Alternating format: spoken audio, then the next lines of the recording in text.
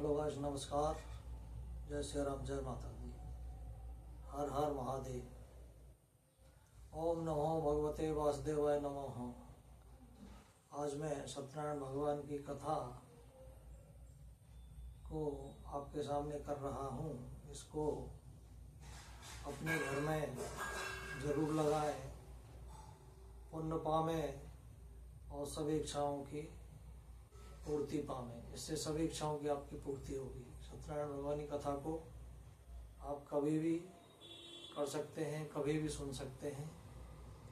तो अब मैं आपको सत्यनारायण भगवान की कथा प्रारंभ करता हूँ। ओम गणपते नमः। श्री सत्यनारायण व्रत कथा, पहला अध्याय। एक समय नैमिषारण्य तीर्थ में सोनकादि 88,000 ऋषियों ने श्री सूत जी से पूछा, हे प्रभु, इस कलयुग में वेद विद्या रहित मनुष्यों को प्रभु भक्ति किस प्रकार मिलेगी तथा उनका उद्धार कैसे होगा? इसलिए हे मुनि श्रेष्ठ, कोई ऐसा तप कहिए जिससे थोड़े समय में पुण्य प्राप्त होवे तथा मनवांछित फल मिले।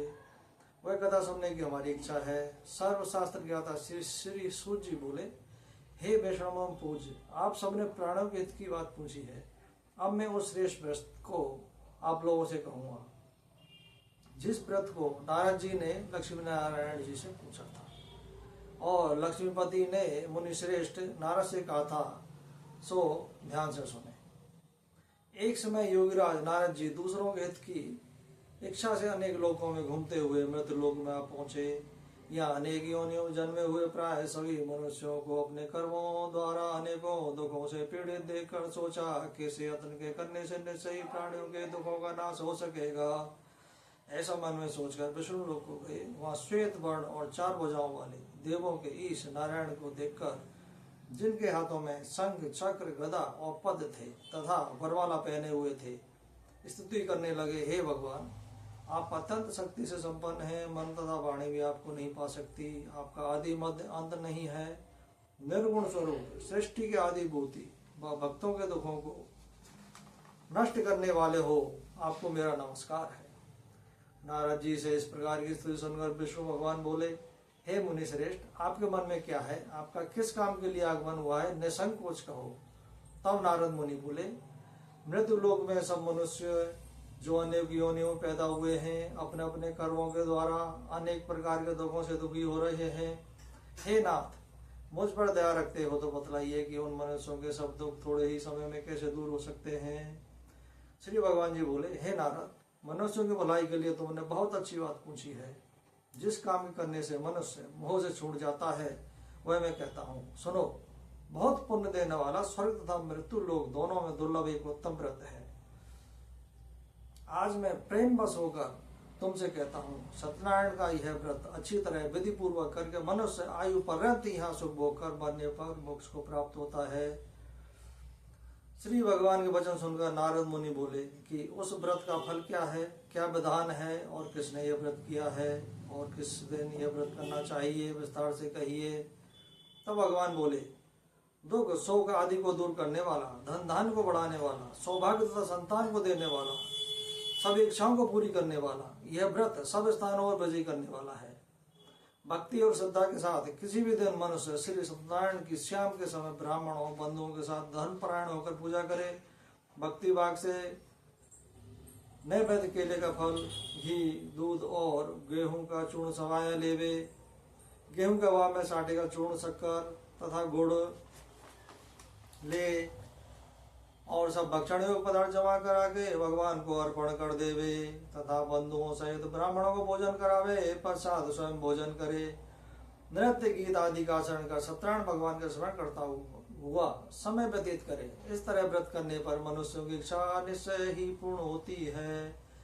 विशेषकर कल काल में भूमि पर यही मोक्ष का सरल उपाय है।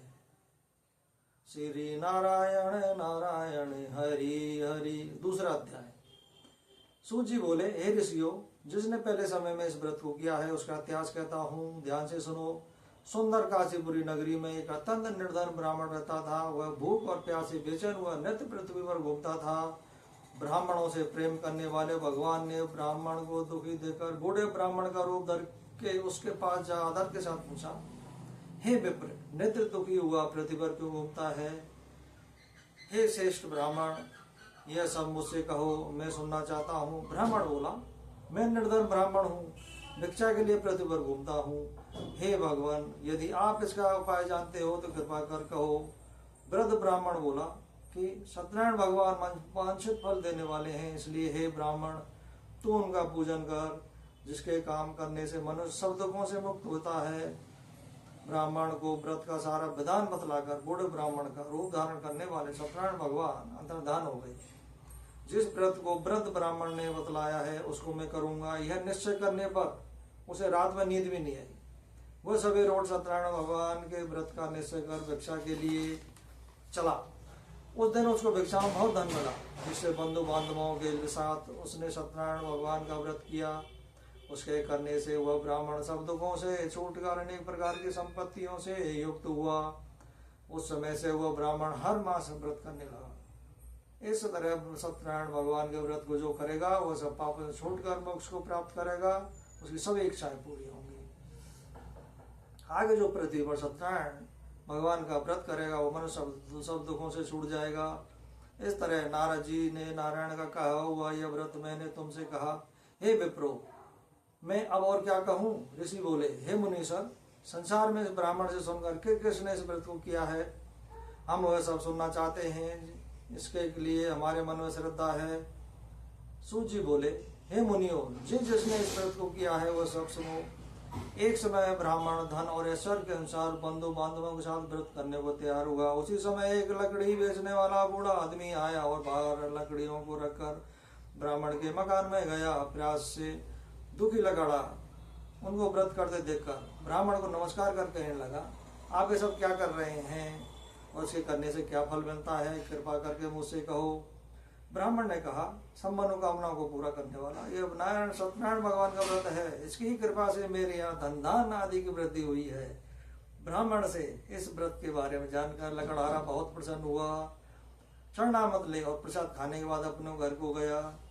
लकड़ा ने अपने मन में संकल्प किया कि आज ग्राम में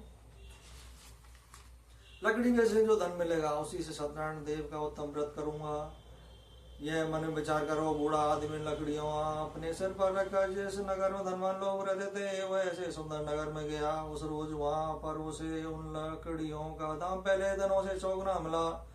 तब वह बूढ़ा लकड़हारा दाम ले अति प्रसन्न होकर पक्के केले की फली, शक्कर, दूध, घी, दूध, दही और गेहूं का चून इत्यादि सत्यनारायण भगवान के व्रत की कुल सामग्रियों को साथ लेकर अपने घर को गया।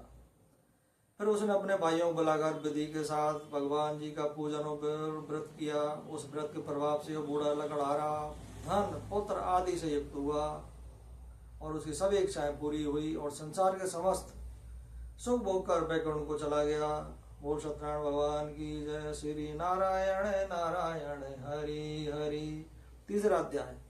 सूजी बोले, हे शिष्य मुनियों, अब मैं आगे कथा कथाओं सुनो। पहले समय मुख नाम का एक बुद्धिमान राजा था। वह सतभक्ता और जितेंद्रिय था। प्रतिदिन देवस्थानों पर जाता तथा गरीबों को धन देकर उन्हें कष्ट दूर करता था।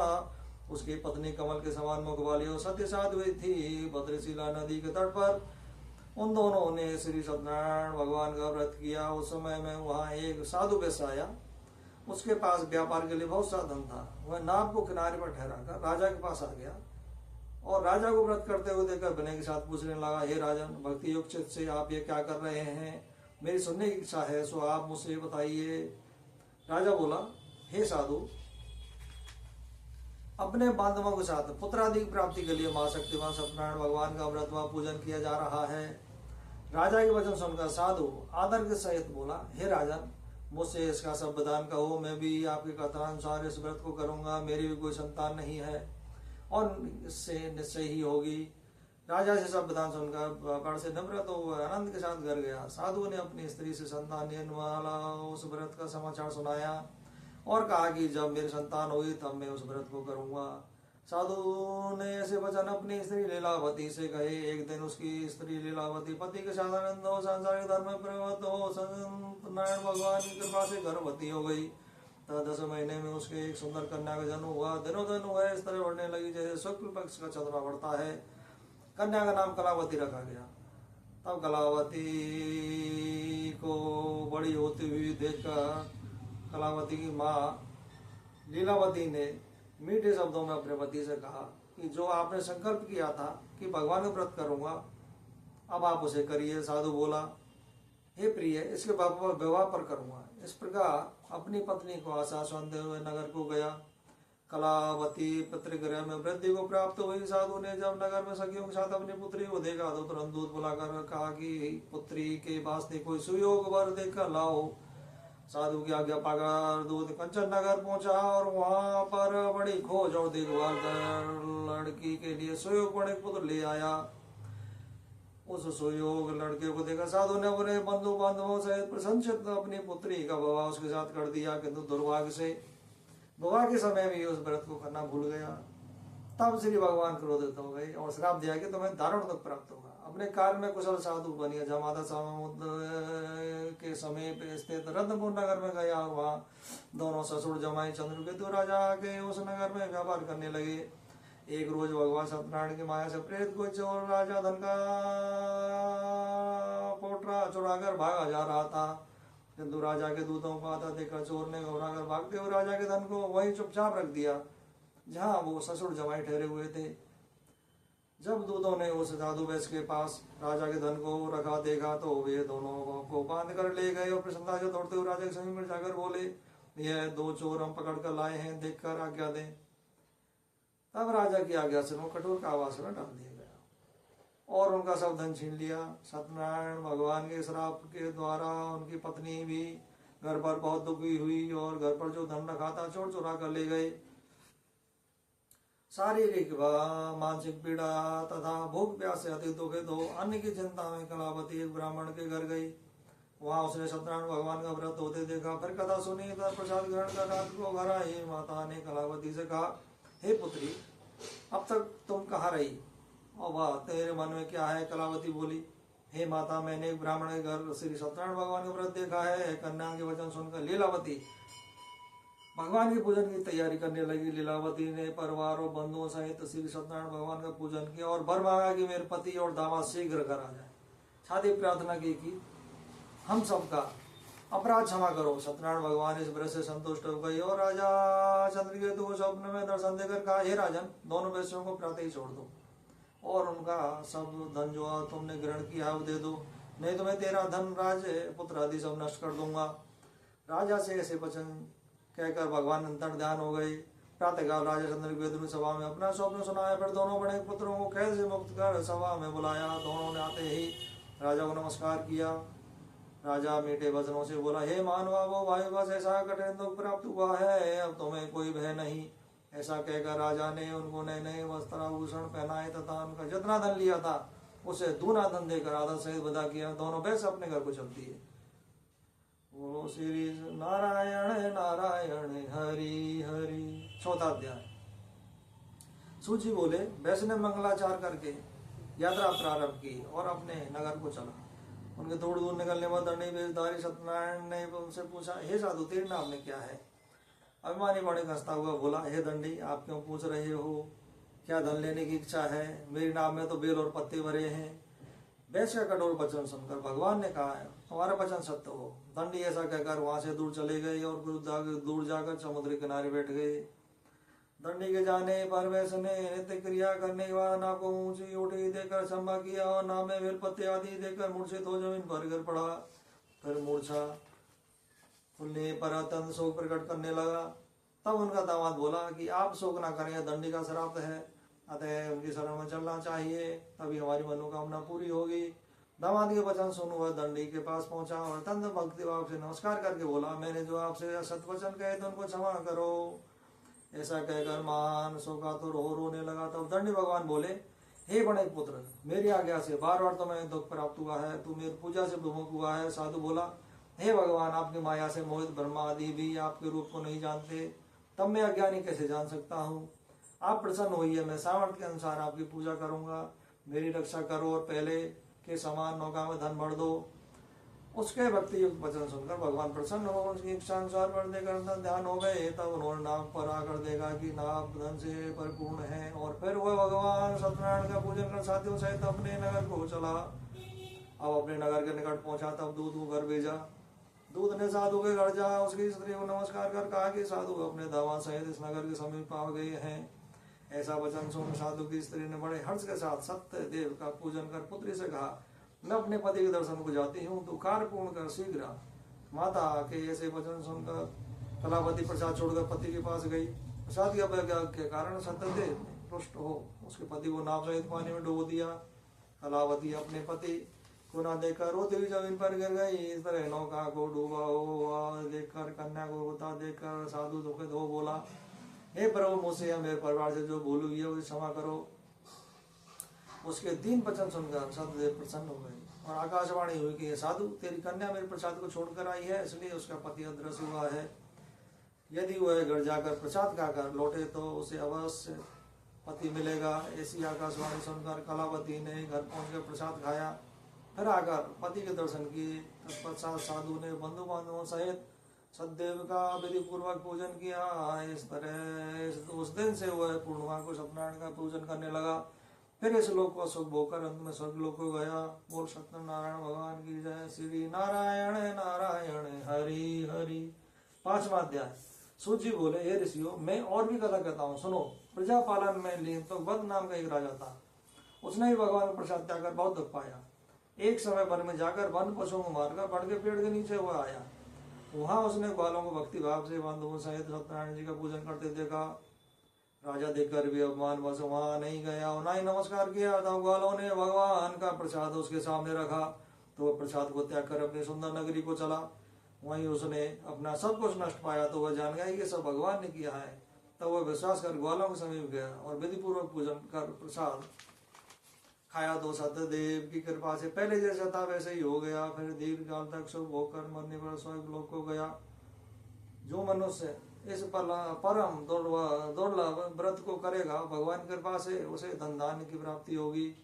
निर्धन धनी और बंदी बंधन से मुक्त होकर निर्भय हो जाते हैं। संतानहीनों को संतान की प्राप्ति होती है तथा सब मनोरथ पूर्ण होकर अंत में वैकुंठ धाम को जाता है। जिन्होंने पहले इस व्रत को किया है, अब मैं उनके दूसरे जन्म की कथा कहता हूँ। व्रत सतानंद ब्राह्मण ने सुदामा का जन्म लेकर मोक्ष को पाया। उल्का मुख नाम का राजा दशरथ होकर वैकुंठ को प्राप्त हुआ। साधु नाम के वैश्य ने मूर्त ध्वज बनकर अपने पुत्र को आरे से चीरकर मोक्ष को प्राप्त किया। महाराजा तुंगभद्र ने स्वयंभू होकर भगवान में भक्ति युक्त कर्म कर मोक्ष प्राप्त किया। और सत्यनारायण भगवान की जय। श्री नारायण नारायण हरि हरि। भक्तों, ये सत्यनारायण भगवान की कथा किसी भी बार की जा सकती है, अपने सामर्थ्य अनुसार पूजन की जा सकती है। इस पे कोई ऐसा नहीं है कि ये ऐसा ही करना है, अपन को ऐसा ही करना है। जो रावण का पाठ नहीं करवा सकते, रावण नहीं करवा सकते, जो बिल्कुल सरल विधि से अपने कोई भी शुभ काम करते हैं, उससे पहले सत्यनारायण भगवान की कथा कराएं, सब कुछ पाएंगे आप। भगवान तो सिर्फ भाव के भूखे हैं। बोलो सत्यनारायण भगवान की जय।